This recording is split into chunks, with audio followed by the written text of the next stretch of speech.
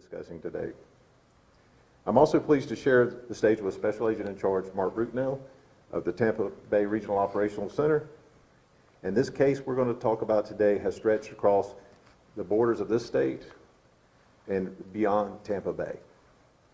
The investigation was spearheaded by the Tampa Bay office, and I'm tremendously proud of the work that everyone up here on the stage and the people here that work for Tampa Bay has been able to do for the great state.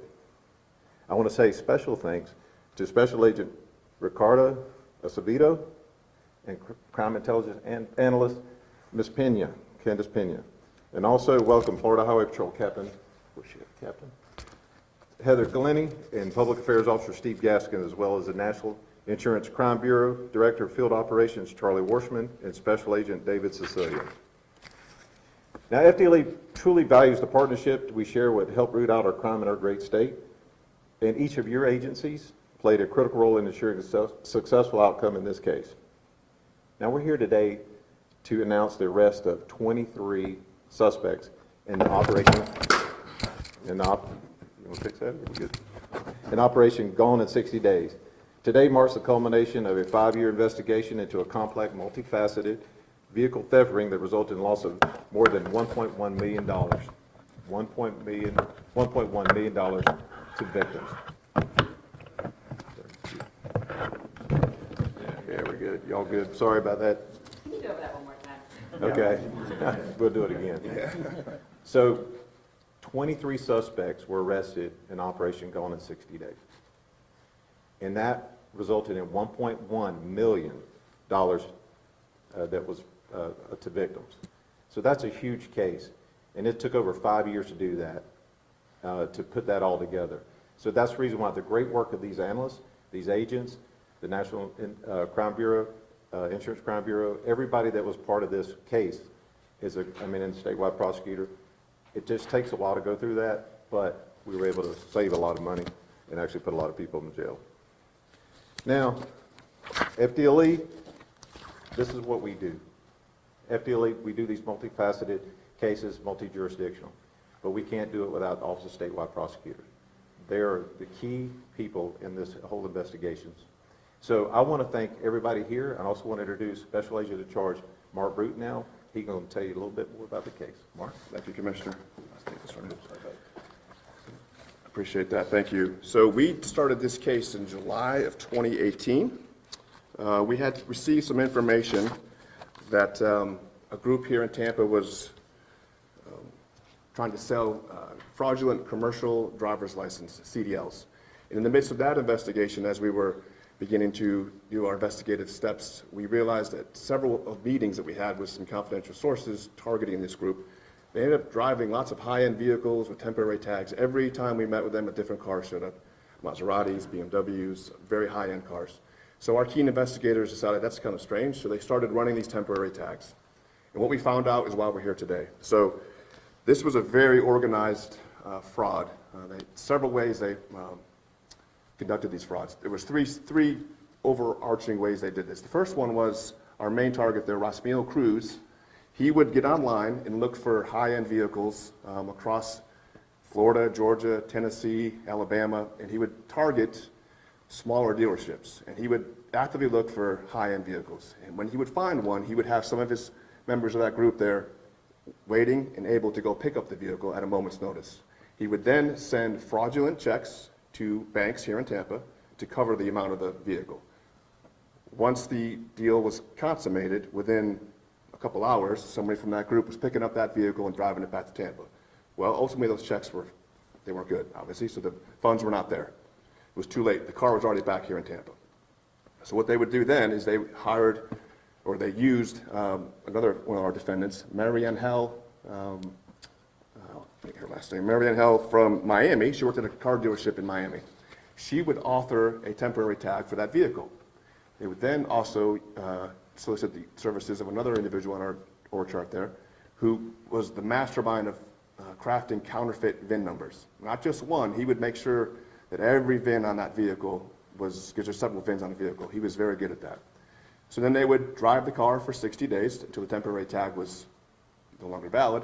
Then he would sell it. He'd sell the vehicle to friends, associates, somewhere here in Tampa, Fort Myers, Miami, and he would sell a stolen car that was probably valued at $100,000 for $15,000, $16,000. And that was on and on and on. The second type of scam they used was they would go and they would rent vehicles from airports, from other high-end rental facilities in the greater Tampa area and South Florida, and do the exact same thing. Bring the rental car back here. Only this time they would file a stolen police report. Oh, my car's been stolen.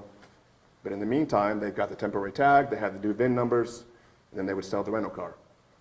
The third scam was they would legitimately buy high-end vehicles, and then they would just walk, they'd call it the giveaway. They'd give it 6 months, 7 months, then they would just decide, we're gonna walk away from this car, but it's quote-unquote stolen, same scenario, and then they would sell the cars again.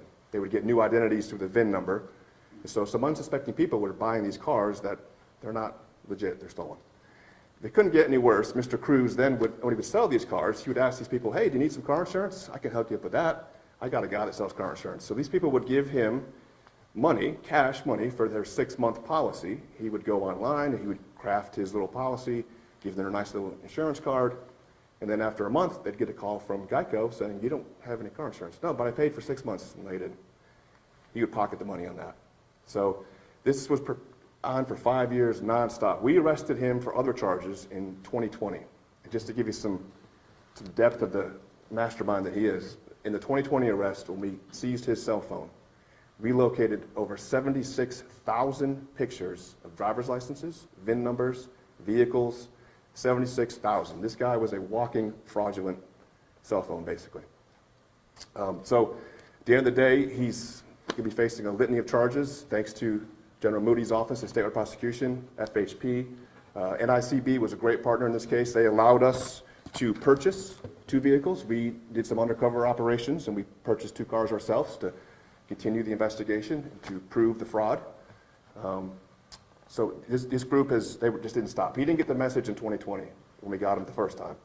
And our folks here continue to work the case and keep following other leads across the state.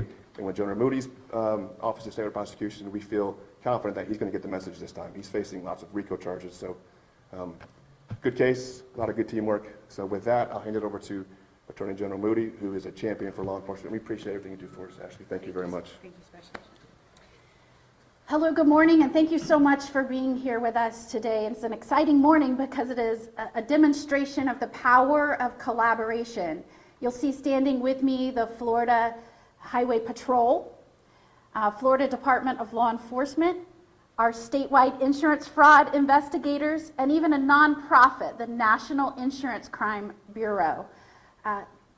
The synergy when these folks came together to go after 27 individuals, and the types of charges you heard about, the creativity, the ingenuity, the types of fraud that were involved in this were so complex. So this is a wonderful morning because we are reporting back to Floridians and taxpayers who have vested in the people standing behind me and said, we trust you to go after these people in our state that are violating our laws and harming our citizens.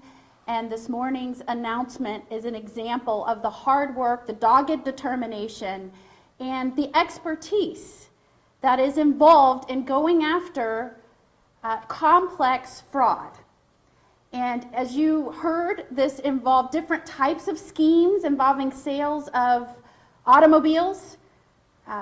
We cloned vehicles, switching of VIN identification, fraudulent title, fraudulent checks. I could go on and on. The schemes that were employed were designed to defraud Floridians, and I'm very proud of the work of those standing behind me and that of our statewide prosecutors. Now, the charges against the 27 individuals will span from racketeering, RICO, all the way to false stealing personal identification information, grand theft, and the maximum penalties will vary. But if you look at RICO and conspiracy to commit RICO, you're looking at first-degree felonies. I think the lead defendant will face a maximum, if the penalties were run consecutive, 135 years in prison. Why do we want Floridians to pay attention to this type of crime? We know from most recent studies, they show that vehicle theft in our nation is on the rise. In 1 year, some studies show it's increased 13% in 1 year. That's a lot for 1 year. And how can Floridians that are wanting to purchase a vehicle, how can they help in being on the lookout and trying to avoid this type of fraud? And as you can see, it was very complex.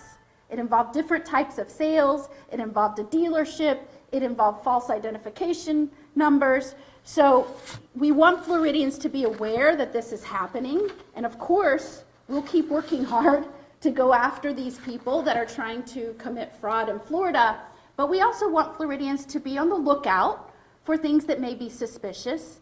And if you are purchasing a vehicle, whether that's a sale through a dealership or whether that's a private sale, we want you to be on the lookout for certain things. So if you are going to purchase a vehicle, what kind of things can you do? And will you catch it in every instance? Maybe not, but this will help you in being a little more certain that you're not falling prey to a fraud or a scheme. If you're doing a private sale, you can verify that the seller's name is on the title that they are going to transfer to you. Many times they'll send, in these schemes, they'll send somebody else to show up and try and sell you the vehicle. Confirm the identification of the seller and that it matches what's on the title. If you're at a dealer, ask for the dealer's license. Make sure they're a licensed dealer. Do your research before you buy a car. Make sure that the dealer is reputable. You can go online. Oftentimes you will be able to see if there are reports that someone has represented false vehicles or sold stolen vehicles. You can go to the Better Business Bureau and check out whether it's a reputable dealer.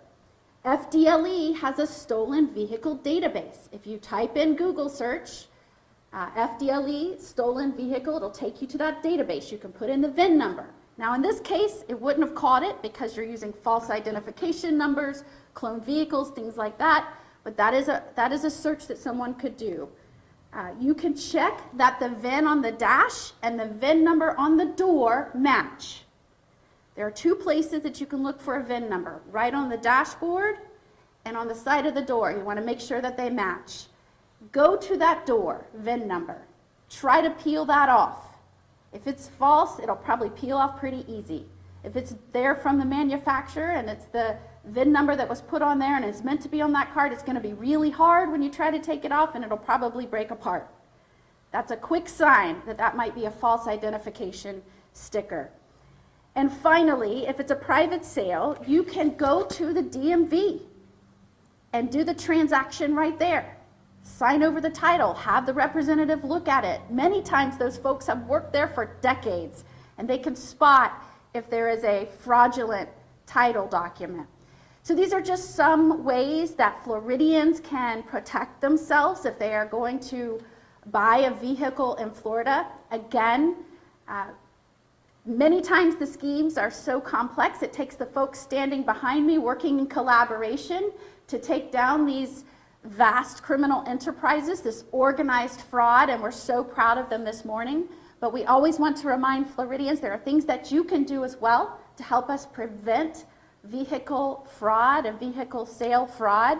And those are just a few ways you can do that. So thank you for being here this morning as we announce this important case. And I expect that this will just be one of the many that these folks standing behind me will bring back and announce as a result of their successful efforts. Thank you guys for being here today. We appreciate it. We appreciate the support from our Attorney General and these agencies that you see lined up here. They've worked very hard for a long time here to get people off the street that should not be there. These kind of crimes cost every one of us a lot of money in the end, and especially things like the insurance issues that you've heard mentioned. Those are what you and I are paying more insurance for now because of people like this. So the support that we get from all these groups right here, it's a natural working environment for us with our resources at FDLE and our other partners here. That is so critical to get these kind of people off the street. Everything that the Attorney General just mentioned, take those extra steps. If the deal seems too good to be true, it probably is, okay? So take those extra steps and confirm things. If you have questions, reach out, Highway Patrol, FDLE, or your local tax collector's offices. get that information, confirm it before you do something that's going to cost you down the road. Again, thank you, Attorney General.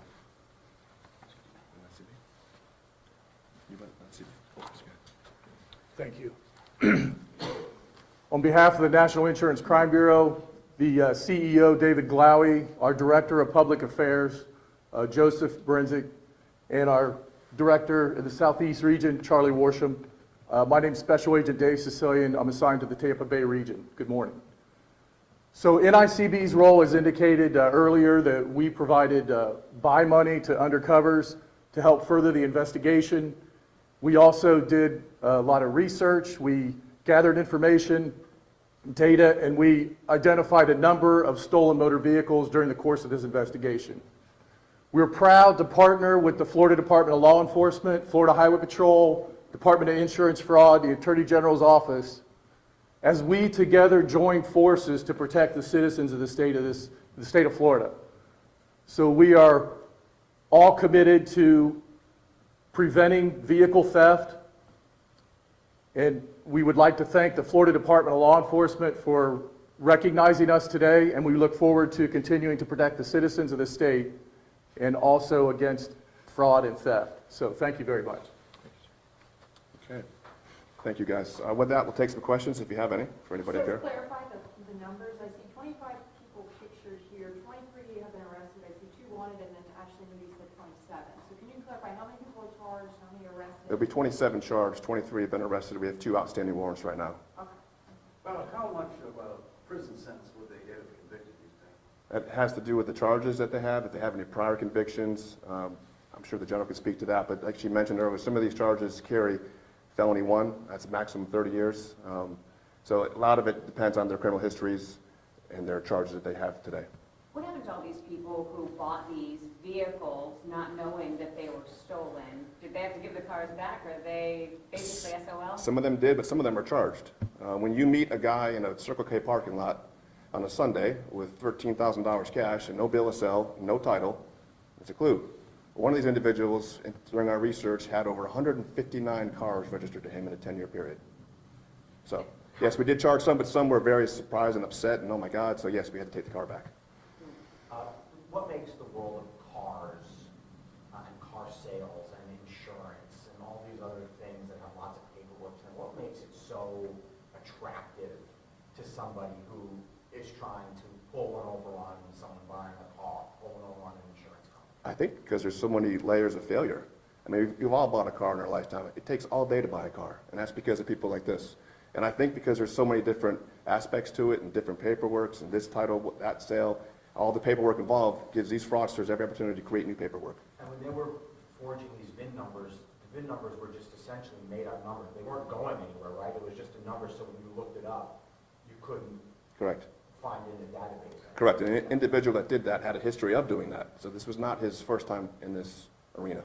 So if the Florida Highway Patrol pulled over one of these cars that was purchased for a low price, would they know immediately that the VIN number was wrong and that it was all a fake? Not at first, no sir. They'd have to do their due diligence, which they do. And to the general's point, there is 2 very visible VINs, but there's also several more in a car that we can't disclose where they are, but there's several other ones in a car. And I am hearing and I anticipated that the question would be, if I am watching this broadcast and I'm hearing about this complex scheme and a very complex transaction, one of the most complex transactions that someone will undertake, buying a car. Many people don't understand all of the documents that are put in front of them to sign. There are so many. I have often thought that when I have gone in to try and secure a car. And so that is why we came up with a short list of things that you can do, especially if you're undertaking a private sale. But one of the things that was true in this case and will be true if there is a suspicious, usually if there's a suspicious transaction, and that is a price that is too good to be true. In this case, in many instances, they would say, oh, well, you know, they have this car and they can sell it quickly and it's a lot cheaper, you can get it anywhere else. Pay attention if there are excuses for that.